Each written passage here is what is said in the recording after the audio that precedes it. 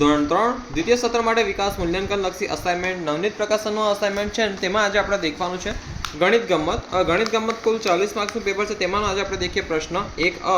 હવે અભ્યાસક્રમ એની પહેલા દેખીએ કે 8 થી 14 પ્રકરણ 8 થી 14 ને તેમાંનો પ્રશ્ન 1 અ દેખીએ અને તેમાંનો પ્રકરણ 9 દેખીએ. તો કે 14 ગુણ્યા 5 બરાબર 14 ગુણ્યા 5 બરાબર ખાલી જગ્યા ગુણ્યા 7. તો પહેલા શું કરવાનું 14 ગુણ્યા 5 કરવાનું. તો 14 ગુણ્યા 5 કરીએ. જો ધ્યાન આવે 14 ગુણ્યા 5 5 ચોકુ 20 શૂન વધી 2 5 એકુ 5 ને 2 7. તો 14 પંચા કેટલા આવ્યા 70. કેટલા આવ્યા 70. તો 70 આવ્યા બરાબર ખાલી જગ્યા ગુણ્યા 7. જો આવું હતું ને 14 ગુણ્યા 5 બરાબર ખાલી જગ્યા ગુણ્યા 7. તો આ 70 આવ્યા આપણા 14 પંચા 70 બરાબર ખાલી જગ્યા ગુણ્યા 70. તો આ બાજુ હોય અને આ બાજુ ગુણાકાર. આ બાજુ શું કરવાનું ભાગાકાર. આ બાજુ શું કરવાનું ભાગાકાર. તો 70 ભાગ્યા 7.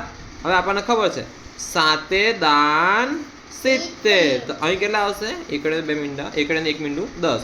તો 10 સત્તા 70. આ બાજુ 70 આ બાજુ 70 કેટલું આવશે એકડે 1 મીંડું 10.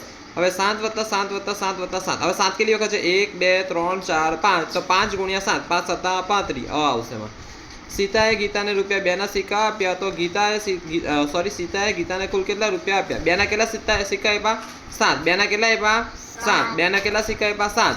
તો શું કરીશું આપણે 2 ગુણ્યા 7 2 સત્તા 14. તો કેટલા રૂપિયા આપ્યા છે રૂપિયા 14 રૂપિયા 14 રૂપિયા એકડ ચોગડ 14. ચાલો નીચેના બોક્સમાં કઈ બે વસ્તુનો ગુણાકાર દર્શાવેલ છે. તો કે નીચેના બોક્સમાં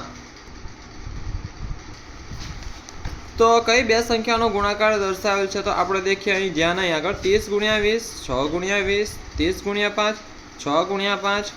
તો દેખીએ આપણે બરાબર છે. અહીં આગળ જવાબ આવશે તમારો 36 ગુણ્યા 25. શું જવાબ આવશે 36 ગુણ્યા 25 બરાબર 36 ગુણ્યા 25. ઓકે જો 30 ગુણ્યા 20 30 ગુણ્યા 20 નહીં 20 છે નહીં 5 છે. જો 30 ને 6 36 ને 20 ને 5 25. 30 ને 6 36 ને 20 વત્તા 5 25. 5 બસના ખાલી જગ્યા પૈણા હોય. હવે આપણને ખબર છે એક બસના કેટલા પૈણા હોય 6 પૈણા હોય. તો 5 બસના કેટલા પૈડા હોય 5 ગુણ્યા 6. તો 5 છંગા 30 કેટલા પૈડા 30 પૈણા.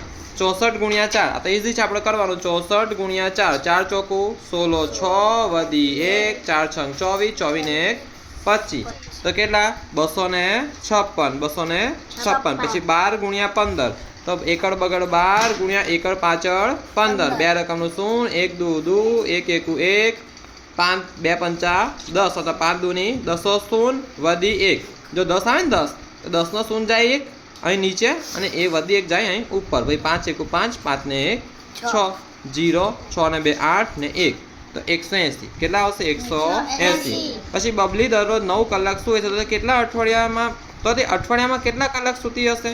બબલી દરરોજ કેટલા કલાક સૂવે છે 9 કલાક. તો અઠવાડિયામાં કેટલા કલાક સૂતી હશે.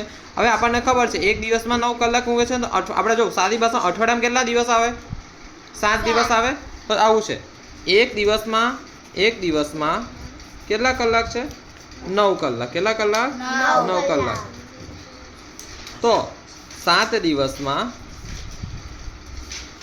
કેટલા કલાક.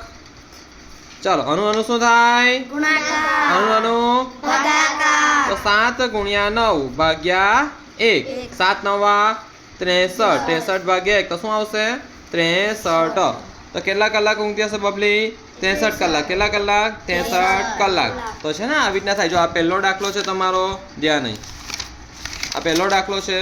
પછી આ ધ્યાન આપો સરખી રીતે બરાબર. તો પહેલો દાખલો પછી સરખી રીતે આ દાખલા ગણજો ગણો. પછી આ આયરો કયો દાખલો છે 6થા નંબરનો.